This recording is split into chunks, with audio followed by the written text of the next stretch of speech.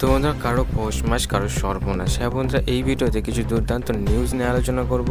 হ্যাঁ বন্ধুরা, ইস্ট বেঙ্গল এবং মোহনবাগানের ডার্বি সম্বন্ধে কিছু নিউজ আলোচনা করব। তো বন্ধুরা, ভিডিওটা স্কিপ করে সম্পূর্ণ দেখবেন। আর যদি আমাদের চ্যানেলে একটি নতুন সদস্য হয়ে থাকেন তো আমাদের চ্যানেলটি একটি সাবস্ক্রাইব করে পাশে থাকতে অবভিয়াসলি বলবেন না। তো চলো শুরু করা যাক আজকের ভিডিও। হ্যাঁ বন্ধুরা, সবার আগে কিন্তু একটা খারাপ খবর ইস্ট বেঙ্গলের পক্ষ থেকে। হ্যাঁ বন্ধুরা, ডার্বির আগে কিন্তু বাড়ি চলে গেছে রাশিদ। হ্যাঁ বন্ধুরা, রাশিদ কিন্তু ফ্যামিলি জনিত কারণে কিন্তু সে কিন্তু বাড়ি চলে গেছে। এবং আর একটা দুর্দান্ত যেই সুখবরটা চলে আসছে ইস্ট বেঙ্গলের পক্ষ থেকে। হ্যাঁ বন্ধুরা, ইস্ট বেঙ্গলের সেই দুর্দান্ত প্লেয়ার হ্যাঁ বন্ধুরা মাদি তালাল কিন্তু যোগ দিয়েছে ইস্ট বেঙ্গলের ট্রেনিং ক্যাম্পে।